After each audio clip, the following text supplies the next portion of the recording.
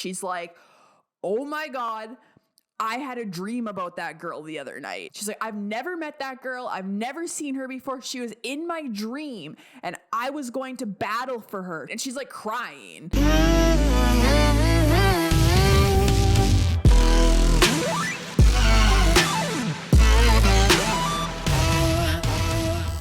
Hello, and welcome to another episode of the Orphic. My name is Alyssa. I'm an astrophysicist. I have my PhD, and I do research on the intersection of science and spirituality.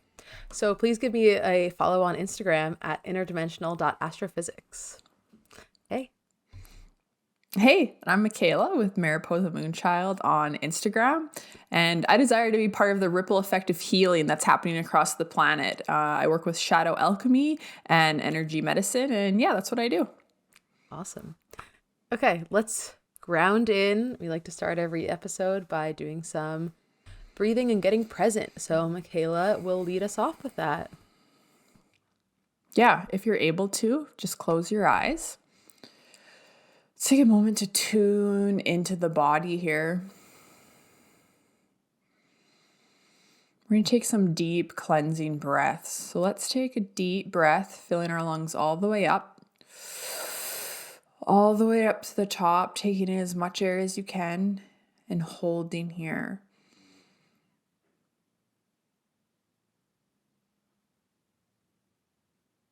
And let it go out of the mouth. Another deep breath in, filling our lungs all the way to the top, up, and pause here.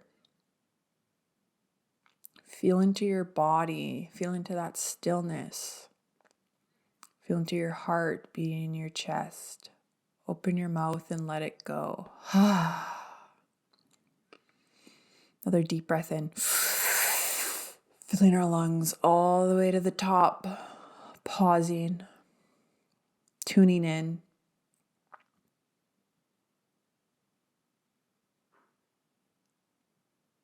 Opening the mouth and letting go with an audible exhale. Let it go.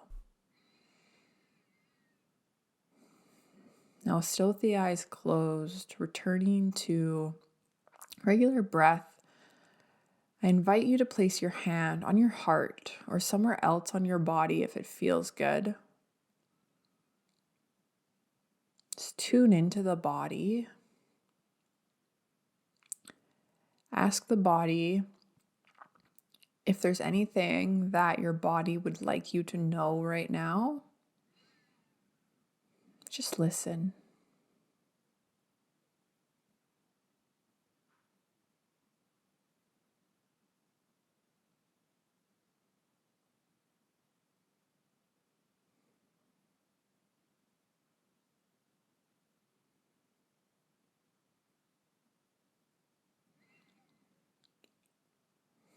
Thanking your body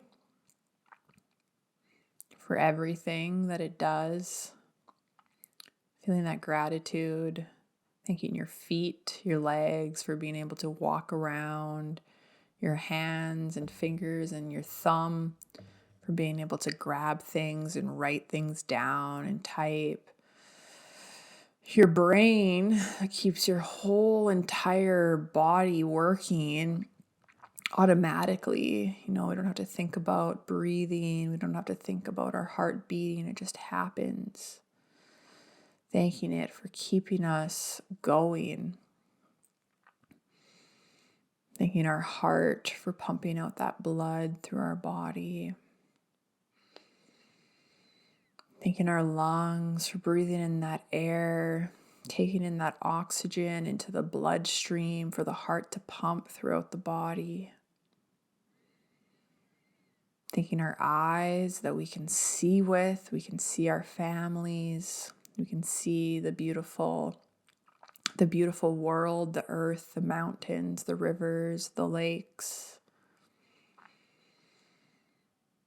Our ears that we can hear with, we can listen to music with. Our mouths, our throat that we can speak with. we can sing with.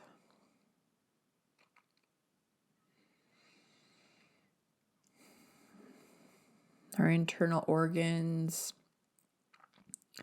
for all of the many things they do. Our stomach and intestines for taking in food and digesting, creating fuel and energy in the body.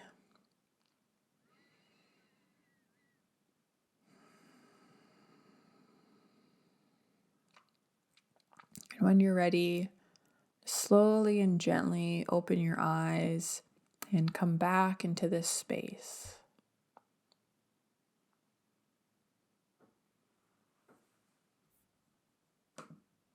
Awesome. Love the extra gratitude for the body. Okay, so this episode is some more kind of like part 2 on your stuff with your health, and includes some really interesting more information and stuff about your time at Eagle's Eye Ranch with the horses and Lucia and healing. So hope you enjoy, and also apologies for my audio in this episode. Mercury retrograde did get the best of us. Got the best of me when I was recording this, so had to use my phone audio, but whatever. Anyway, yeah, just wanted to mention that quickly. So anything else you want to add? This is just part 2 or continued thoughts from the last episode. So if you haven't listened to the last episode, definitely go over and listen to that, so you have more context for what's going on in this episode. It's a story that's kind of continued that goes together. So yeah, check out the last episode, and thanks for being here. Yeah. Hope you enjoy. Okay, yeah. So, and then when I was at Lucia's, circling back to talking about when I had just gotten out of the hospital for a couple of days, and then I went to Lucia's with my mom and sister. And I ended up being like called into the ring by her, and she asked me to do some things. And that was so interesting that she called me in, because I wasn't signed up for a session that day. Sessions were full because I had decided very last minute that I was even going to go, but I got to go there and be an observer. And we've talked before about how powerful the observer effect is. So even when you go there for her days, and you've been there for her days as an observer too, like it's if you're really not getting a session, it's incredible just to like be in the energy of it, and like, because it's all working together. So even the people, like, it's a session for everyone in its own way, with like different pieces, and like that ripple effect that I talk about, like it's so like palpable there. And like, just like this vortex. But it was so interesting because I had my health stuff going on, and then she asked me to come in the ring, and it was during like somebody else's session. So I came in, and she asked me to do some things. She asked me to bring up like my X-ray screen and like basically tap into what was going on in that session for that person. And I was just like, oh yeah, sure. And I was just like, she's like, well, what about this? And what about this? And I was like, oh yeah, sure. So and I was just like telling her. What do you mean by X-ray screen?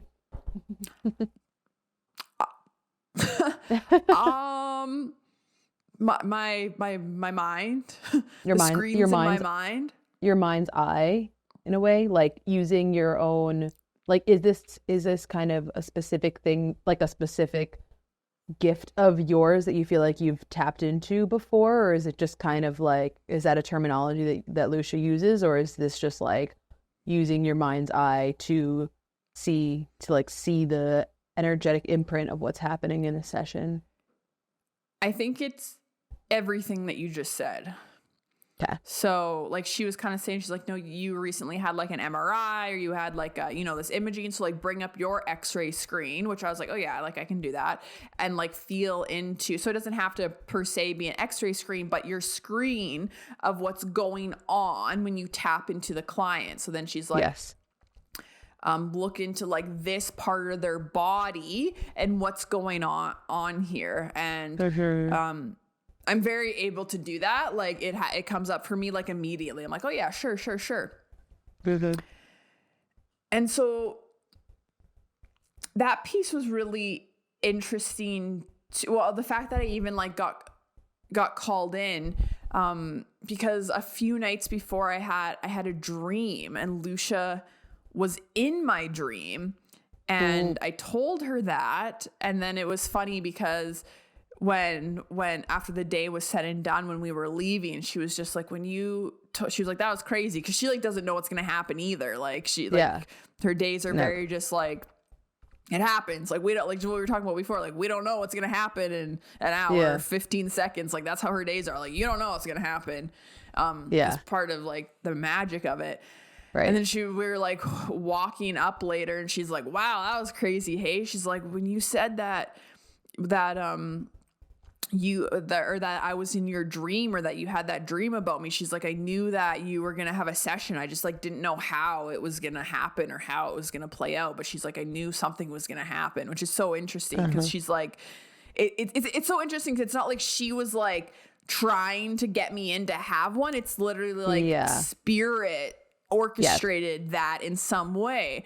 And what happened is I came in first to help somebody else. I was asked to come in to use my ability to tap in to help somebody else. And then that's when it went into my session, when I was like when Akash asked us to like hold hands, and then like I like fell backwards, and we talked about that already, right? Yeah. Okay. Yeah. I'm just trying to like, yeah. Hopefully it's not too confusing. We'll figure it out. Yeah. Shit, what was I saying? Oh yeah. Wait. The dream. The dream? No, past that. How you went and helped someone first? Oh yeah. The session? Yeah. I went in and helped someone first, and it's just like I got up so easily and had no problem doing that. And then I remember when I was like down on the ground after her talking, and there was something about too how it was about like receiving, how like it was so easy for me to get up and help somebody else and be there for somebody else, but then like my system like shut down when it went into like when it was like time for me to receive, and like that was part of what was like going on with me too, which was really interesting because I have been working with like receiving. And then okay, this part was wild. Okay. So as I'm like in the ring, like I'm out, like she's caught me on my back, she set me down, like I'm like conscious, but like also like kind of like in a meditative state, and I'm not moving at all, like I'm feeling like very heavy, like. Okay, wait, hold on. So you went in, so let's get this clear. You went in to assist with somebody else's session, right? Yeah. And then that was the first time that you went in. Yeah. Wait, now are you being called back in again separately, or is it still after this? Okay, for her to see if you had anything that needed to come up? No, I was doing whatever I needed to do. And then she continued on with the session, and I was already in the arena standing there. So I just continued to like kind of stand out of the way and just like stand there because I was just like there. So I was just like observing from that space. I thought you said you were laying down for this. Okay, well. Oh. Fuck, this might be confusing with everything that I've said, but I guess we'll just have to figure it out. Yeah. So. Damn, I keep like blanking. It's okay. Okay, so then I was standing to the side, just observing everything else that was going on as she was continuing with her session. And then a cache came over to Lucia and I and was like nudging Lucia's hand. And then she turns to me and she goes, "A cache said that we need to hold hands." So I was Oh, like, yeah. Okay. Yeah. okay, interesting. Yeah. So just as a recap, so we held hands, and while we were holding hands, I like went into kind of like a meditative state, and I started to really like sway back and forth. And then this is when like a cache was in front of me, and I started to get like pulled into like his heart space, and she was like, just let yourself go into his heart space. So I did, and I kind of stepped towards him to like, get closer to him, and he did kind of like step away from me, and I just kept like swaying, and then I was like swaying further back, and I could hear she was behind me, and she was like, just let go, like just let go. So I did, and I fell back, and she caught me and put me on the ground. And then that's when like the whole reset or whatever happened from that space. I don't remember it all, because I remember her explaining to everyone else what was going on. And I just remember being on the ground, and like I could hear, and I was conscious, but I was also like out of it kind of. Yeah. And so at that time, Dawn was there. He's an osteopath that was also doing sessions on people in the back. And he was there in my session. He came to like assist, because I guess like,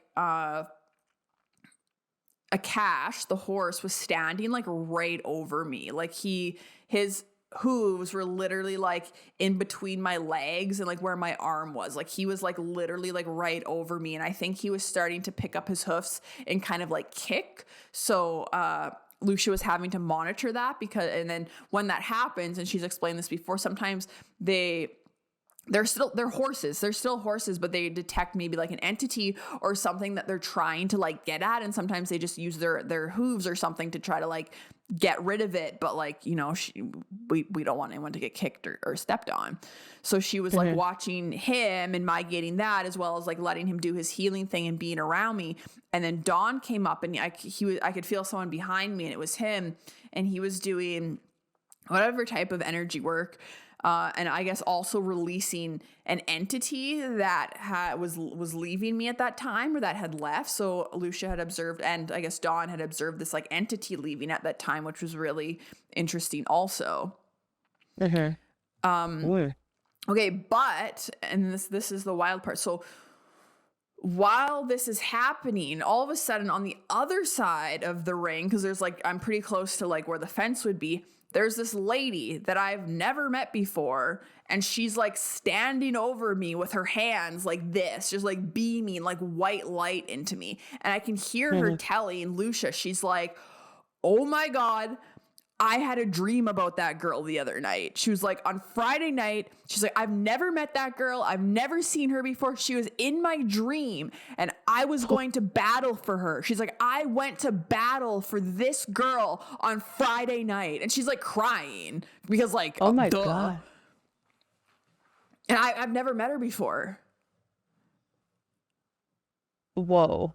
And Friday night was the night I got to the hospital. The night you got out of the hospital? Yeah. Yeah. Whoa. That's crazy. Isn't that crazy? That's crazy. Crazy. So then she's like over top of me, just like beaming white light over. And that's the first time I've ever seen someone from the other side like come over, like doing shit. It was wild. Yeah. And she's like above me, and I'm like, who's above me? Like I thought maybe it was like Leah or somebody, and it was her. And then I could hear her like saying what happened. She's like, I went into battle for this girl. She's like, I don't have dreams like this. She's like, I was so confused at the time. She's like, I don't feel like I'm a warrior or a fighter. She's like, I don't really, but she's like, but that night, she's like, I went to battle for you in my dream. Or like not actually in her dream, like out in the quantum somewhere, she was battling for me. And I'm like, that's fucking crazy, bro. That's really crazy. That just goes to show the divine orchestration of these events at Lucia's. It's really crazy. And like Like the And like she's seen me. Like when I walked in that day before that even happened, she like was like, that's the girl from my dream. Like because we talked after. That's so crazy. Like how do you That's explain so that? and we're talking, just to be extra clear here, people, we're talking someone that you've never seen before or met No. before ever. No.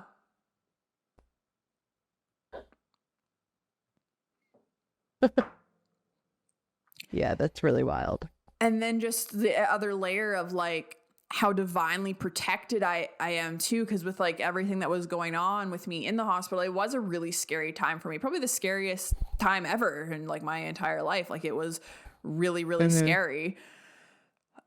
Just with like human emotions and stuff. And then to like know like it's being orchestrated that, and like obviously this person's part of my soul family, like all of us there at Lucia's and her, and like we have this connection, and it's being orchestrated that somewhere in the astral or I'm being protected, right? Like that's being taken care of, and I'm being protected in whatever way.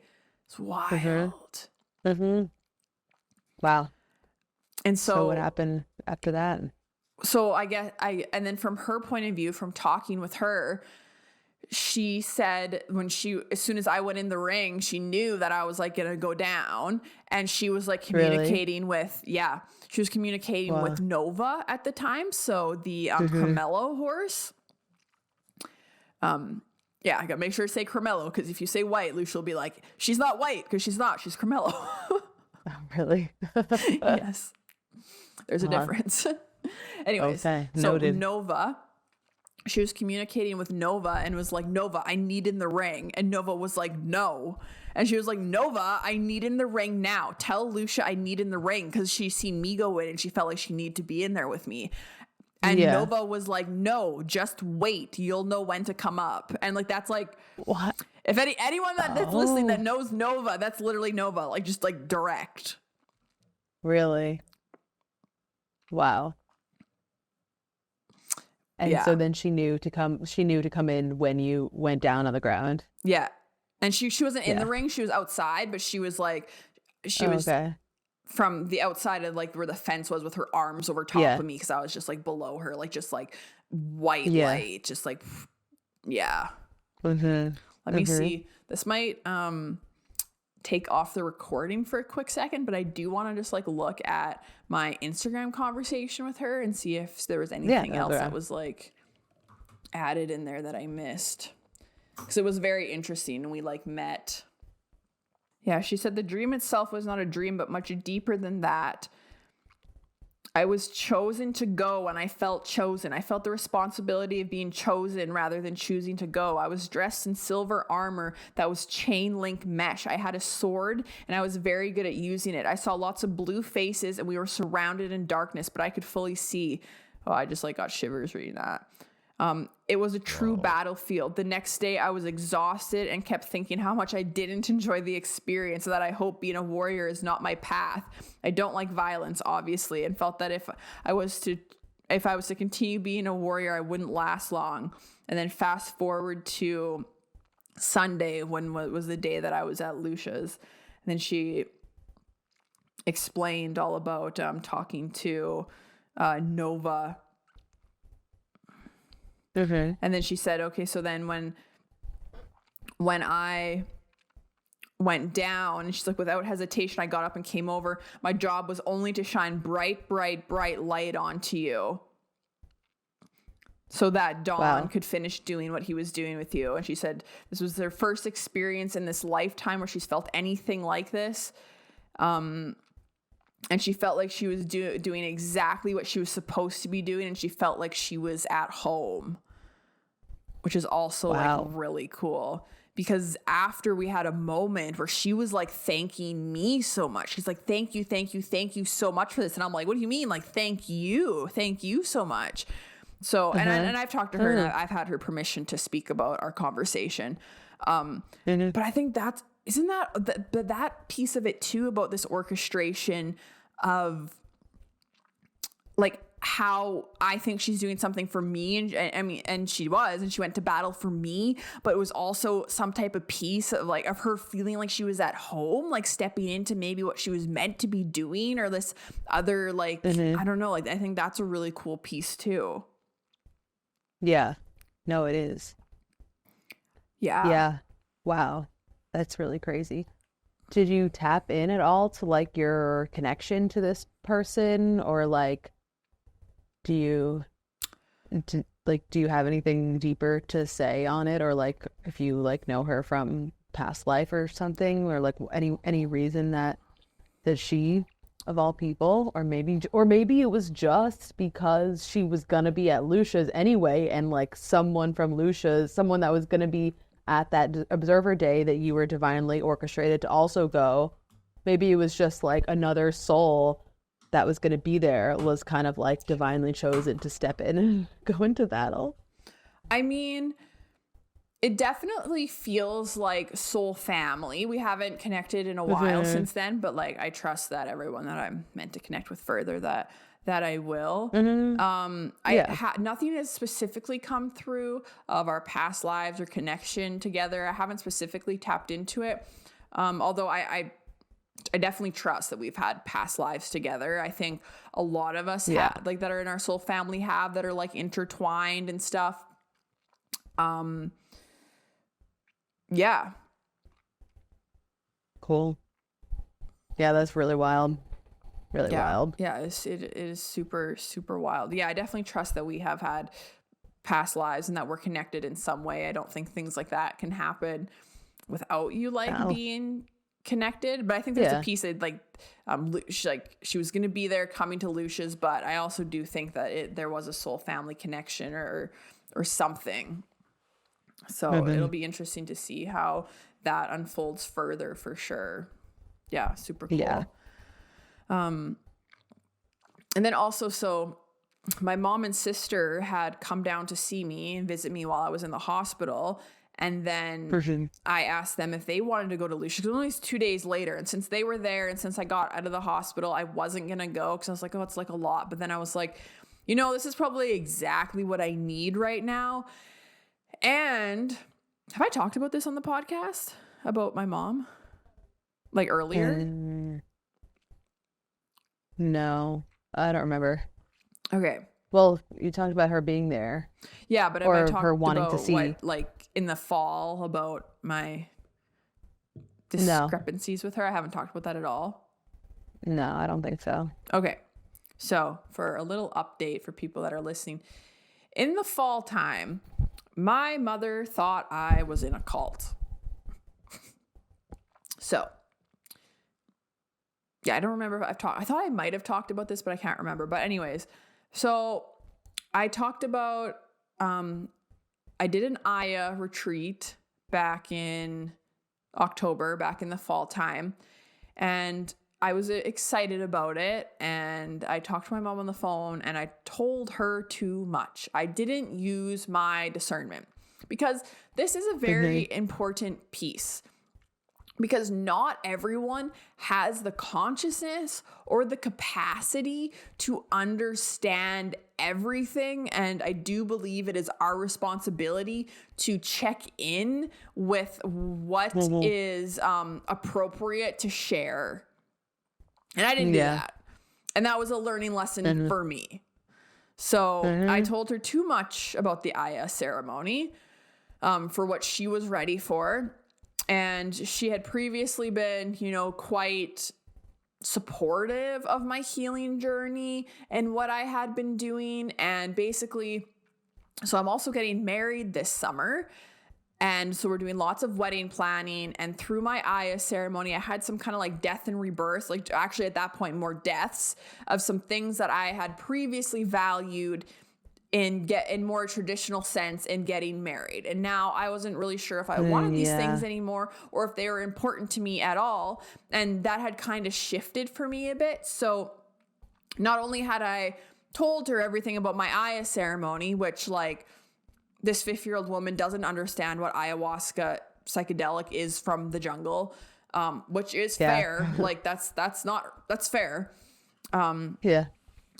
And I'm wanting to like change a bunch of things not a bunch of things, but I've changed my perspective on some things about a wedding that we had like previously talked about. So, Yeah. and I was trying to explain to her that, you know, I'm going through shifts and I'm going through changes, yada, yada, yada.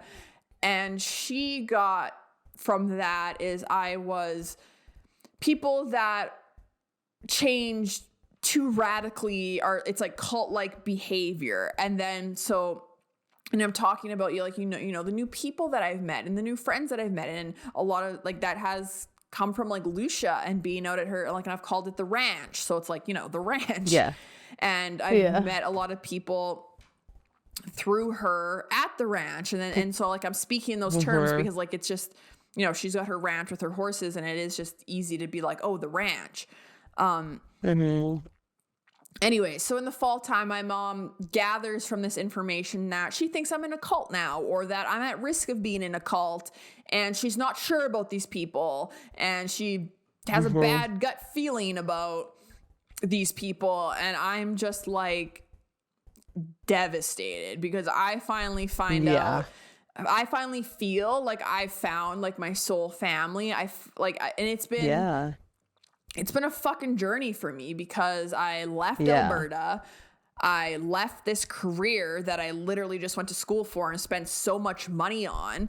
And I felt very isolated. Like, I went through my awakening process and I felt very isolated, which is what I needed. But I did feel very isolated for a long time. Or the people I was meeting, there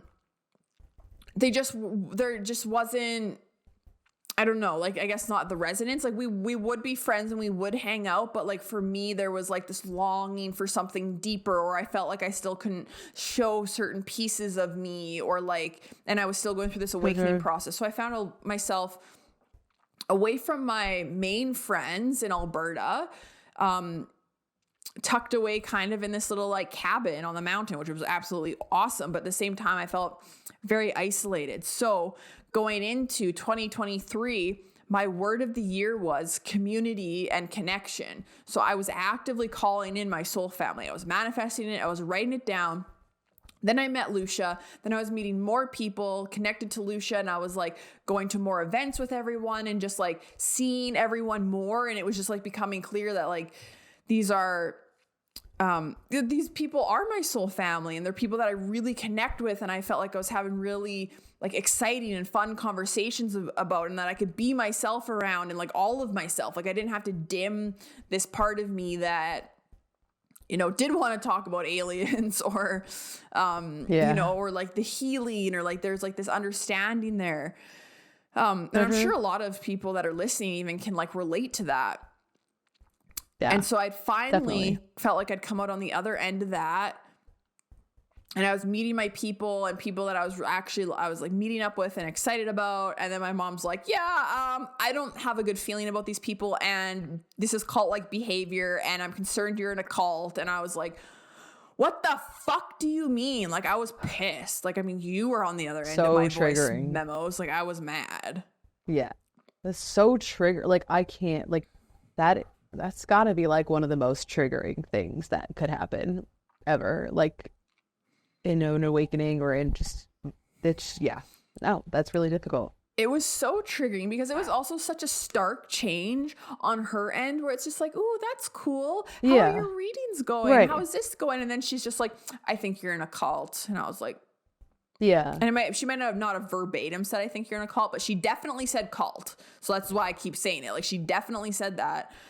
And I'm just like, dude, like, I was so frustrated and disappointed because, first of all, I'm feeling like you don't trust me, for one. Like, you don't trust my judgment, that you don't trust that I know or trust that like what I'm doing and like who I'm connecting with. And I'm trying to be like, no, Mom, like I'm actually really lucky and grateful that I've met these friends, that I've met these people, because like I feel really connected to them, and yada yada yada. And she's just like, no, I don't have a good feeling about this. And yeah, it was really tough, because then at the same time, like, I'm not trying to convince her or push it, because it's like, Yeah. But she was like, Mm-hmm. I feel like when you go through such, and it was actually me wanting to change something about my wedding that sparked it even more. But she was Yeah. like, and I think that's because that triggered something in her probably, Probably. where she was Yeah. like excited about Well, this, or, you know, we'd been talking about it and now she's like, can't understand why I've changed my mind. yeah, I think that was one of the first times that it had started to really pose a threat to her identity for the way that she's assigned you Yeah. in her mind, right? It was like this was really the first time, like before she already knew you as the spiritual person and she's like, okay, yeah, like the version of Mikayla that your mom keeps in her mind to keep her safe, like Yes. was okay with the spirituality that had existed in you and your spiritual identity, but like as soon as it started crossing over traditional boundaries, like things like wedding stuff, like then that started to attack the version of you that kept her safe in her mind. Yes. And that's when things really took a turn. Yeah. I think that's a very, very good way to put it. So yeah, and she was just like, I don't know, like people who change themselves or go through a lot of changes and stuff, it's like not healthy, and like radical changes, it's like cult like behavior and like all this stuff. And I'm like, Mm-hmm. sheesh, like, and then for a second too, I'm like questioning myself. I'm like, am I in a cult? And I'm like, no, I'm Yeah. not. Jesus Oh, yeah. Christ. I'm like, Yeah. no. But you know, like, Yeah. I understand why that would have you at least like just wanting to do another sanity check with yourself. Like, of course. But yeah, and then I was just like, yeah, I was just like very frustrated, and that like put a riff in our relationship for a while. And I had kind of said like, mm-hmm. you know, like I hope that, because I was talking about like inviting my friends and stuff to my wedding and stuff, because this is who's important to me now. And Mm-hmm. I was like, I really hope that you can like come out here one day and like meet them, or maybe like go to Lucia's and meet her and stuff. And we kind of left the conversation at that. So then when it kind of came, when they were here, when I was in the hospital and she had an observer day, Yeah. which she doesn't have an observer day like every month. Like she's off traveling, she's doing the dolphins, she's doing Yeah. the orangutans and the elephants, and she's doing the things. And it just so Yeah. happened that she was having one when they're here. And I'm like, honestly, this is a perfect opportunity for us to like go there and check it out, and for them to observe a full Mm-hmm. day and see what it looks like. So I asked my mom, I was like, do you want to go? And she, of course, right away was like, yes, because she's also like nosy. So she's like, Mm-hmm. I want to. Mm-hmm. And she's like, I want to check this out for sure. But I'm like, okay, that's great. Because that'd be Yeah. better than her being like, Mm-hmm. no, and then like keeping that opinion in her head. So Yeah. Yeah. Definitely. we went, and she's seen everything that happened with me that I'd already explained and stuff. And shit, sorry, I blanked again. No, It you're happens to me good. so much. I'm so curious, do you keep that in the podcast when I'm just like, I forget what I'm talking about? Sometimes, Sometimes maybe not. when Depends it's on like how much. relevant. It depends on how much pause, and it depends on how much we have a discourse about you forgetting. Fair enough.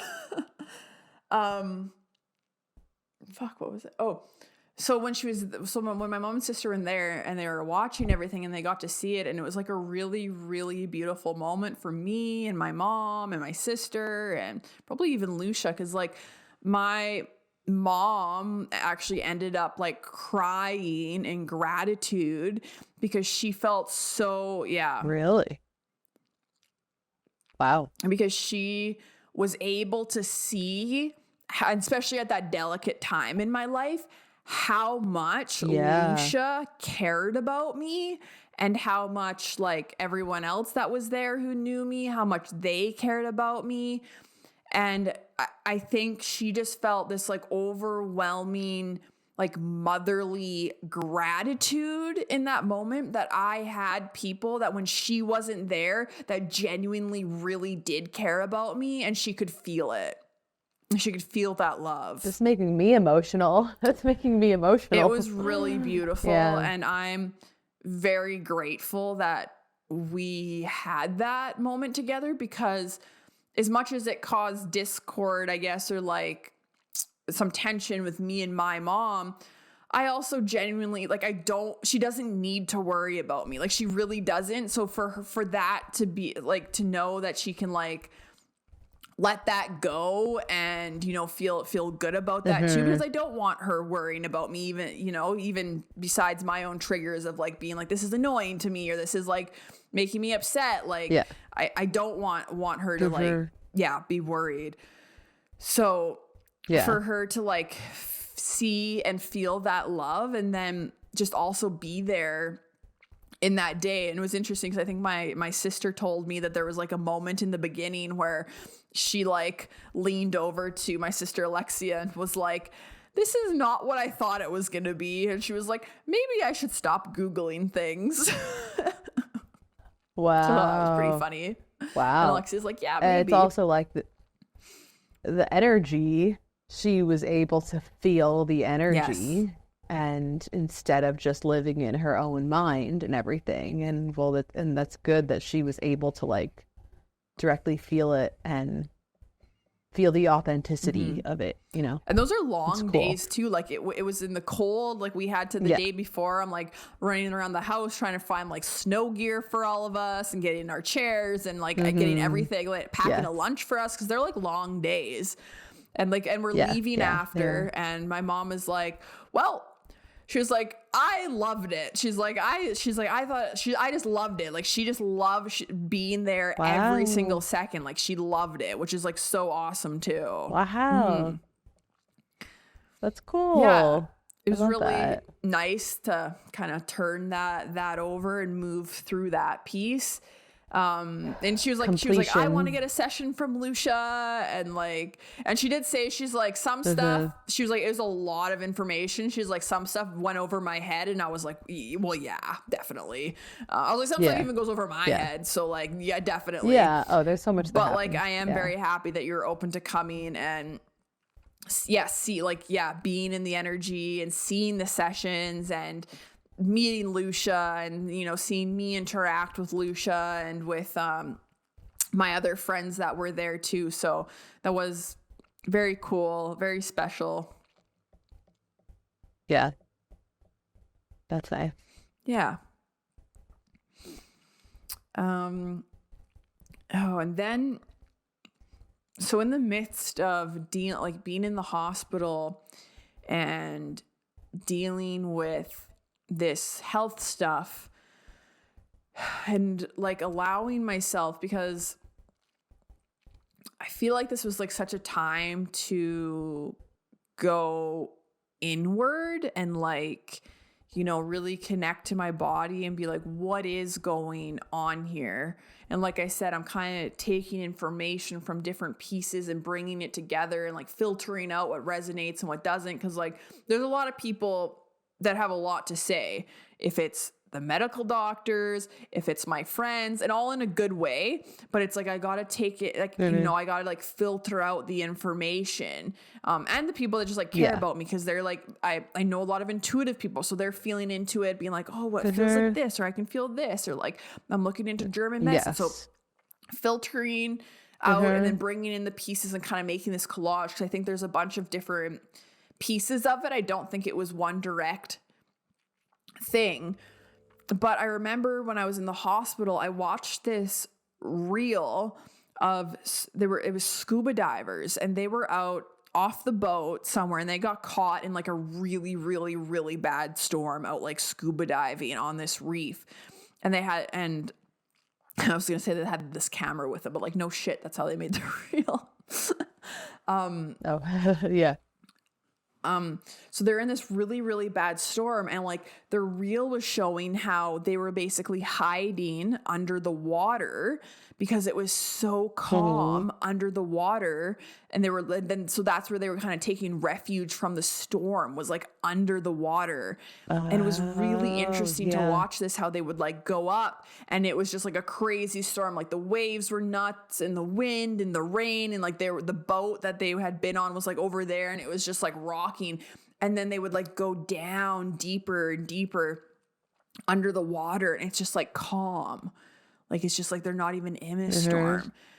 And I thought that Yeah. that was so, so cool. And like feeling into like when it feels like, because like the outside of the ocean and in the ocean can mirror this like sense of external forces and then like internal.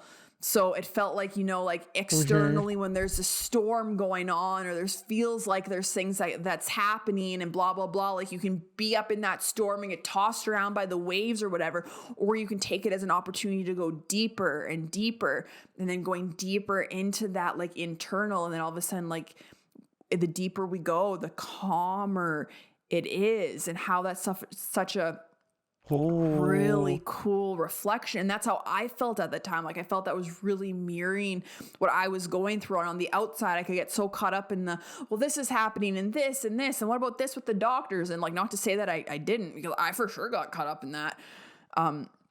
But then Yeah. that like beautiful reminder that this was a time to go within and to like find that calmness and find that stillness in the storm within me. And that's within me. And that's going to happen from me going deeper into myself and like building that intimacy with myself. Yeah, I just thought that was really cool. Hmm. Yeah, and it's like we do always have access to it, to the quiet and everything. Um, yeah, we do.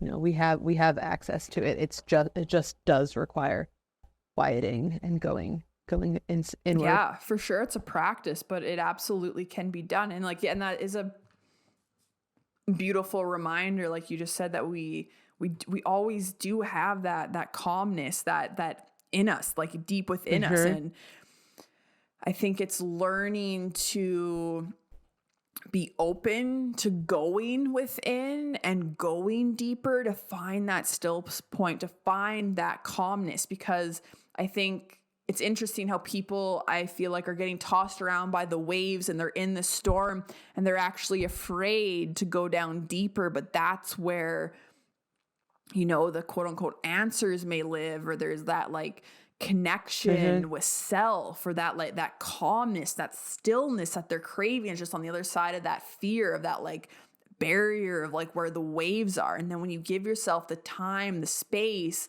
to go in deeper and like find that calmness, it was just you Hmm. all along, and that's always with you. I just think it's a really Hmm. beautiful reminder and a really cool, I don't know, metaphor. I don't know if that's the right word, but to see that like that reel Hmm. was really cool to watch. Yeah, that is cool. So, do you feel like you've figured anything out from your process of like filtering things Um, from the external, or was there any more to say on like that part of the stuff what you were saying, I don't really have or it. it's still Sorry, unfolding, or it's still still unfolding? unfolding. I don't really have it Hmm. specifically pinpointed, and I don't honestly know if I ever will. I think it is Hmm. a bunch of different things that kind of all came to a head at once and needed me to pay attention. I feel like it was signaling the end of a healing process, because when you look into German medicine and blood clots, it does talk about how that it's almost like stuff being flushed out of the system that kind of like gets caught, like it's like the end of a healing process. And I do believe in that. I also think there's the Hmm. pieces about what Lucia was talking about being like, so about basically using your gifts, using your abilities to like help others and like fully like stepping into that. I think there are some pieces about Hmm. feeling joy and not allowing myself to fully feel like joy in life, because when we look into German medicine, they talk about blood as joy too. So that's actually like a like stuck stagnant energy of like joy, Oh. which I Hmm. resonated with, because I found myself up into that point like kind of like doing the things but not really feeling a lot of joy. So since then, like I've really been in this discovery of what is joy, and like how do you play, and like how do you feel joy? And like I feel like that's something that seems so simple, but like honestly that is something that's still like unfolding for me, because sometimes like I've been like contemplating like how do you play? Like what is play? Yeah. That's a really good question. Yeah. Cause like it's like on a surface level, I'm like, oh yeah, I know. But like, like what is it? Mhm. What is it actually, and what does it look like? And it's just like, maybe I did forget about this vital part of life, which is like feeling joy. It's like, yeah, you're doing the things, but like why? So like I've been feeling into balancing that out again, and then just like, asking the question, like, what does bring me joy? And then being like, well, I don't know. I mean, I do know, Uh-huh. but like also Yeah. I don't know.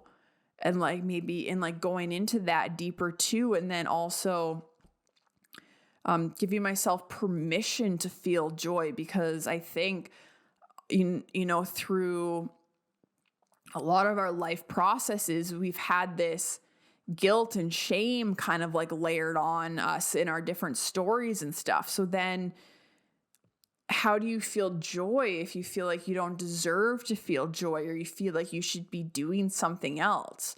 So I shortly after I Uh-huh. got out of the hospital, I did start like painting and playing around with kind of like mixing color. Yeah. Oh yeah. And like kind of like mixing colors Oh. together. I haven't in a little bit now, but I was when I was out of the hospital.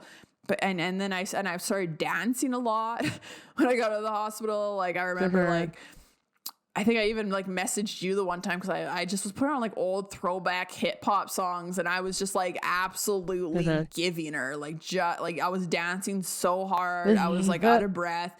But like Yeah.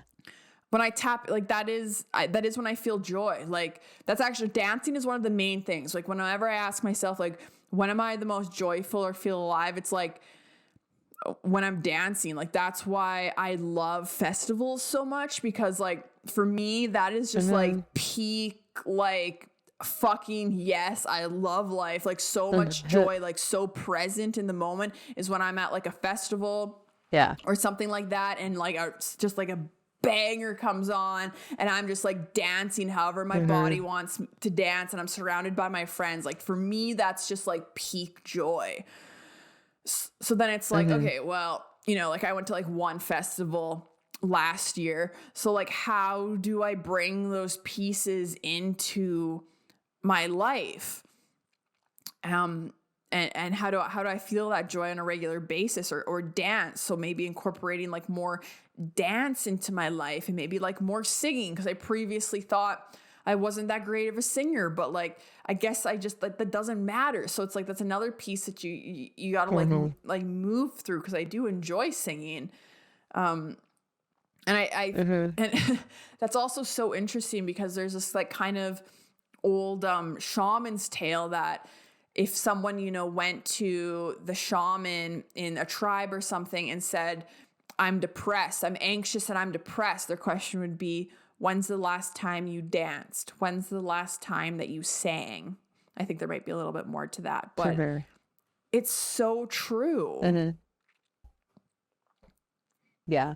I think a lot of people actually like are definitely not actively doing the things that bring them, or actively doing things that bring them joy, like in general, in terms of like if you looked at Yeah. your life in the last year or something, meaning like I feel like there's room for exploration and room to like add in new things to connect more with the inner child or to bring out joy. I think a lot of us could add in new things to our life to add more joy, because it's like, and because I think there's like what comes to mind too is the fact that there's the joy that comes from doing something that lights you up, or like if you are working, if you are work in some field that lights you up, or if you're doing some kind of like soul business or soul entrepreneurial stuff. And like, so there, it feels like there's the joy. there's the joy that comes from doing things that fulfill you and that doing the things that light you up, but then there's also like the play joy and getting more into the creative, Definitely the creative the like process. sacral creative energy. And it's like I think that there's a lot of room for people to add things like that into their lives. So the creative play Yeah, energy, I for absolutely sure. agree. Like I think I I've been like feeling more into this like creating beauty and this like this creation piece. I was listening to a podcast the other day Hmm. that I'm in the middle of. That I'm honestly gonna plug it because I'm in the middle of it and it was like a really great episode. So it's Emily Fletcher's podcast, Why Isn't Everyone Doing This? And Blue is the one speaking on it. And she was talking about, Hmm. I mean, how we talk about energy cannot be created or destroyed. So we all have this like creation energy in us. And if it's not expressed outwardly, that's when you start to feel depressed and anxious because the energy is beginning to destroy from inside of you because it can only do either. It can only create or can only destroy. So if you're not expressing it in a creative way, then it begins to destroy, which like something clicked. It's like that makes fucking sense. Like that makes sense. Hmm. Yeah, it does. Right. Yeah, that And does you make think sense. about it because we are a society, especially in North America, of people that are riddled with anxiety and depression. And just like you said, like if you talk to everyone and said, how often are you doing things that bring you joy? Like Hmm. really, like how and I've really had to feel into that Yeah. too, because I think in some aspects, I've lied to myself in some ways, or like I think it's easy because I've really been balancing out like how I've talked about this before, like reality TV and like kind of using that as like a coping mechanism, because I think there's a piece where it's like this does bring me joy and I Hmm. want to watch it, and that's okay. But then I think there is a piece too where it's like, no, I am kind of just using it to numb out, and it's actually not bringing me joy right now to watch these people fighting on TV. But Hmm. I'm doing it anyways, and so just like kind of like Yeah. dialing in when something's serving me or not, or when it's like actually like authentically bringing me joy. Yeah. Um, I'm gonna say too, like there's it's actually like is there's a really deep worthiness thing that Yeah. comes up with the feeling joy and like allowing yourself, like giving yourself permission to access those feelings. And I think it's also um yeah, like it's and that's why I think in terms of like I feel like it's very subconscious, or it's I feel like the fact that most people don't do things that bring them joy regularly, just that on its own feels like a very deep blind spot because I don't think people are actively Mm-mm. thinking about that. You know what I mean?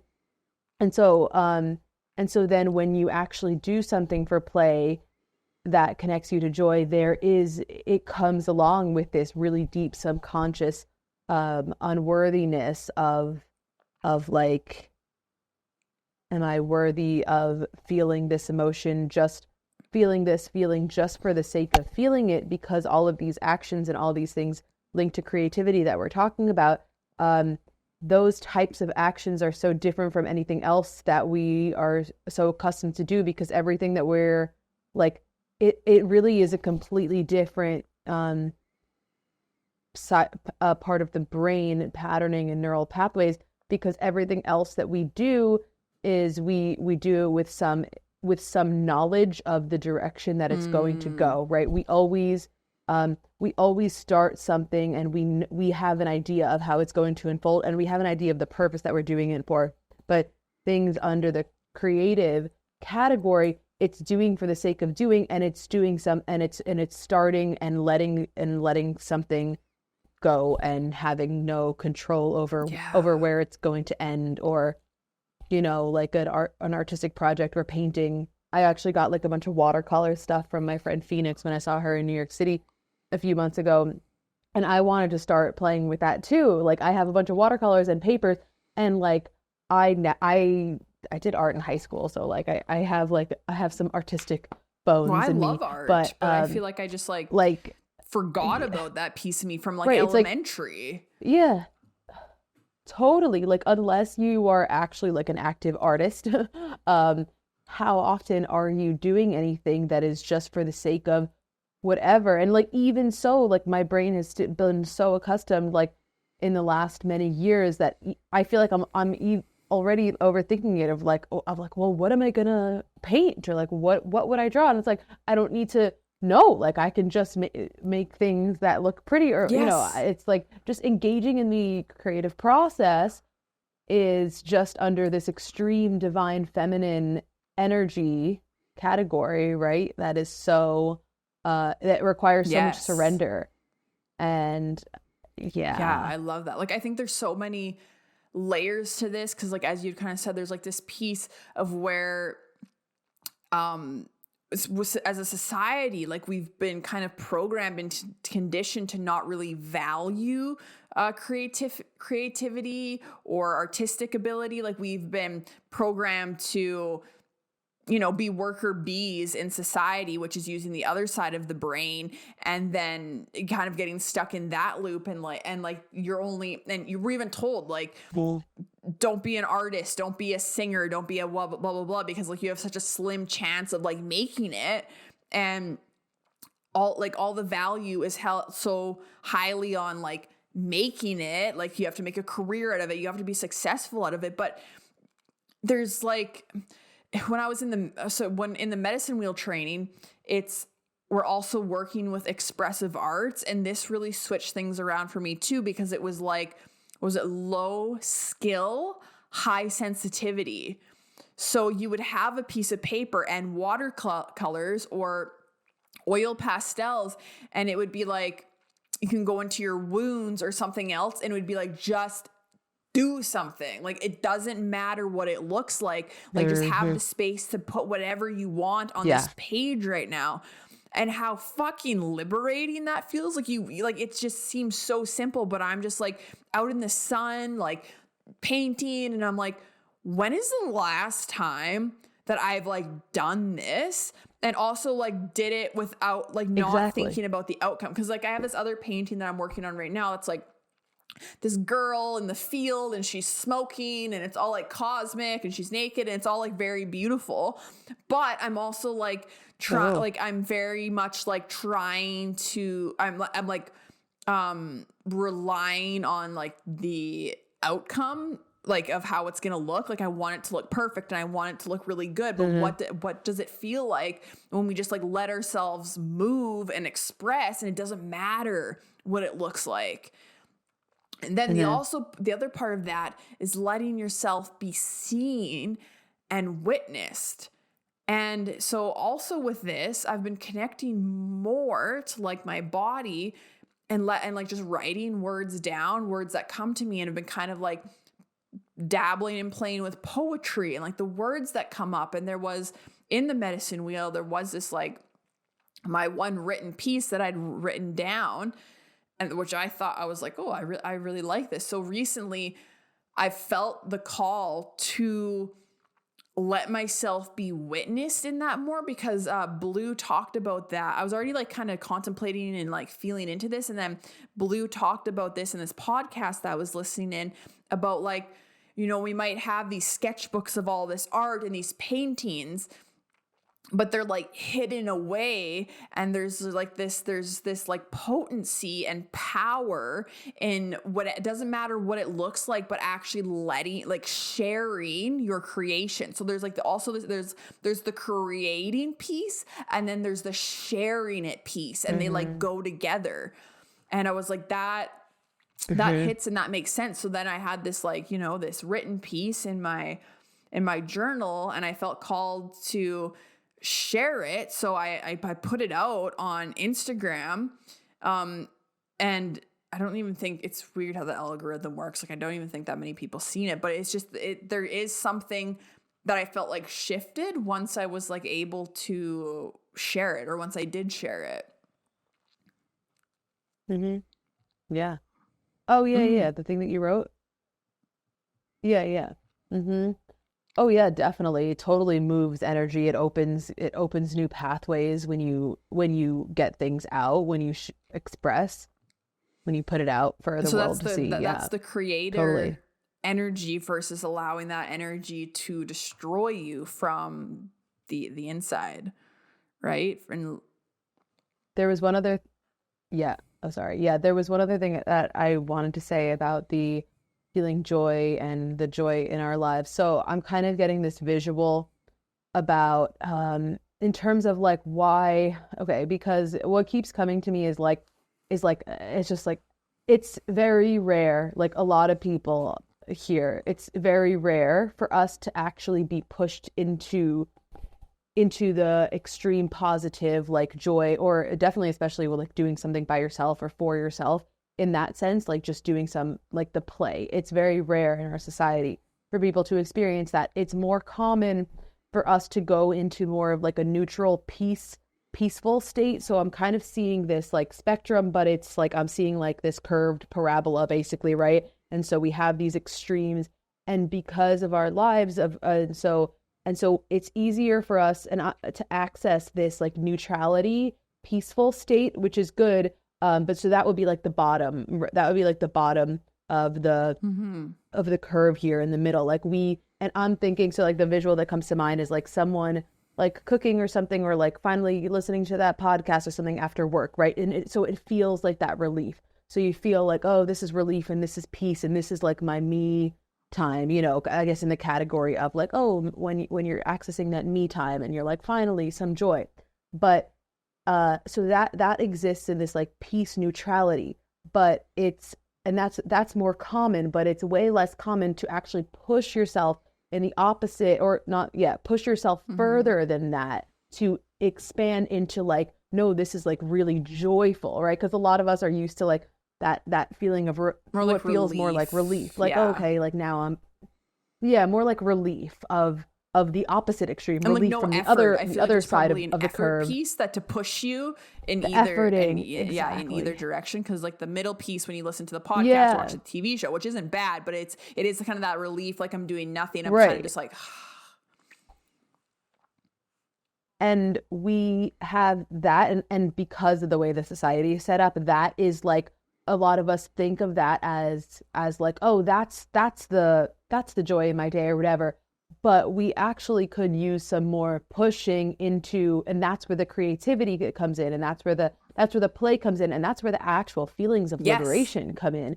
Because that when you're in the other part, like that's neutrality, that's peace, relief, and neutrality. But when you push yourself into the joy, that's like peak happiness, and it's liberation, and it's the divine feminine. And and I think when that happens, you kind of notice, like when you have a glimpse of that, you notice how rare it is for you to be like, feel so elated in that way, or feel so free. And I wanted to add one other Mm-hmm. one other thing to that, is the main thing about all of this is we don't give ourselves the canvas, the Yes. space to we don't give ourselves the yeah, the canvas, the space, the time to let the creativity take over. And I did this really cool somatic thing with my friend Phoenix, um like a few weeks ago, and it was dancing, and it was Oh energy yeah. released through dance, and it was yeah, and it was great because it was actually really cool. We did this thing where we did a intuitive dance based on each of the four elements: earth, air, Mm-hmm.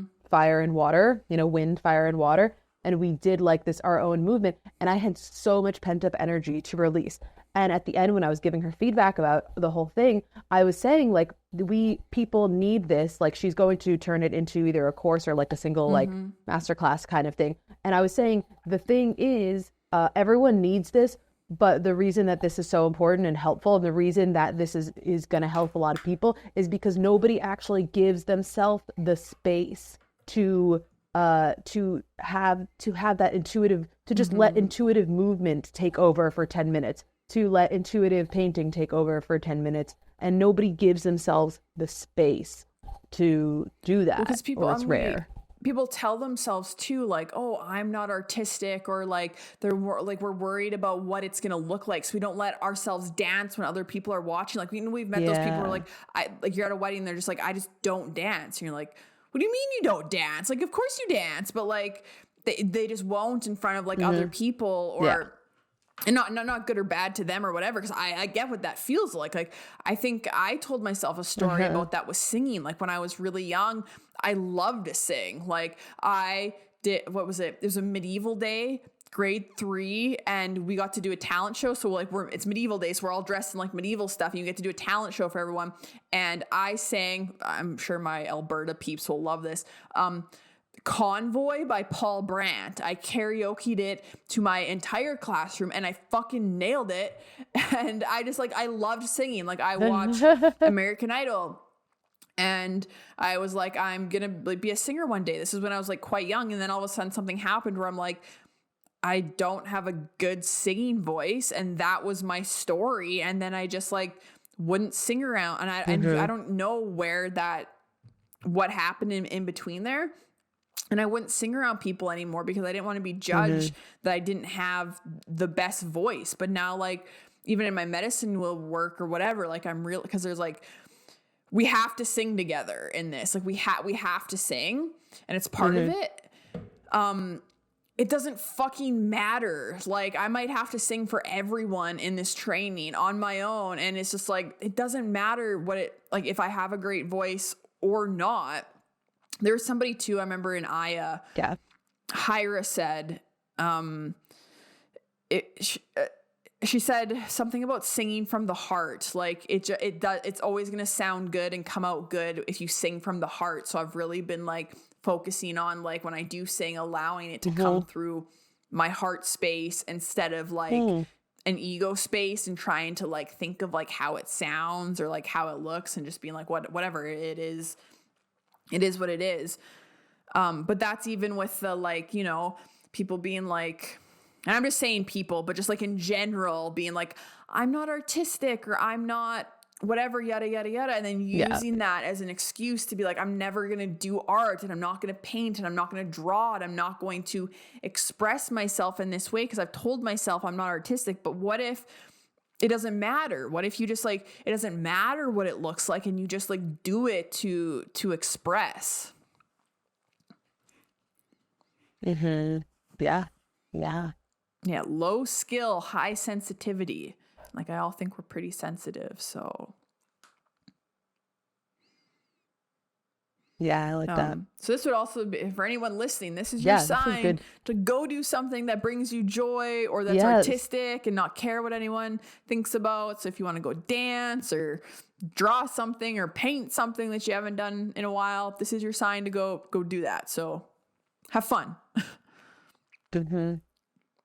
Experience those emotions of joy. And it is. Yeah, I like that. I like this discussion. It's also so simple. Like, this is stuff we all have access to. Like, you know, if we're able-bodied, like, we have access to dance. Like, you don't got to pay anything to dance. You can just dance. You can just listen to music. You can just sing. Like, even like, you know, art, you can draw or color. Like, it's pretty easy to have access to that stuff. Or what I mean, you can be artistic in so many different ways, but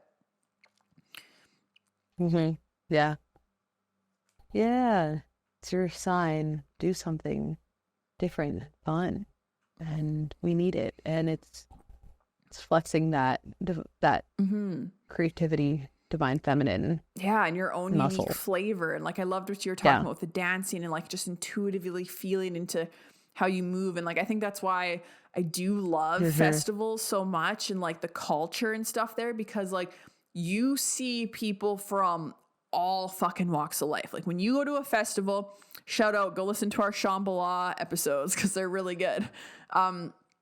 But like Yeah. you see people who are wearing cat ears, or they're dressed up as Mario, or like whatever, like things that if you're on the street, people kind of give like the side eye to. But like when you're in a festival, you see someone like that and you're like, I fucking love your blue cat ears. Like it's just like, you know, people can just like express themselves so freely. Same with dancing. Like you see people just move in some of the, you know, most like unique ways because they are just in tune with the music and their bodies, and they're not caring what it looks like. They're just like dancing. Even like me, when I like to dance, it's kind of funny. Like Bryce has said that, I don't know. He said that he likes the way I dance. Like I do my own little unique wobble, but it's so interesting because I do love to dance in spaces like that. But then when me and him try to two-step, I like have such a hard time. Like my brain has such a hard time with it. I'm like stepping on his feet and I have a hard time following him. But if I'm just like freestyling, doing my own thing to the beat, that I'm just, you know, just having a good time. Thank you for sharing the stuff about your mom and more stuff at Lucia. Super interesting. All that stuff. Like, wow. Yeah. Okay. So please follow the podcast at the Orphic Podcast. Remember, all these episodes are on YouTube. Please give us a rating and review if you're enjoying this, wherever you're listening, and tell a friend, share it with someone, and follow me on Instagram at interdimensional.astrophysics. Mikayla, anything else you want to add? At Mariposa Moonchild. And yeah, please like, comment, subscribe on the YouTube, on the Apple, on the Spotify, on Instagram, because it really helps us get like more noticed and reach more people, and just, you know, try to expand our reach and like reach the right people that will also find value in this space. So yeah, thank you for being here. Yeah. Yeah. All right. We will see you next week. Bye. Bye.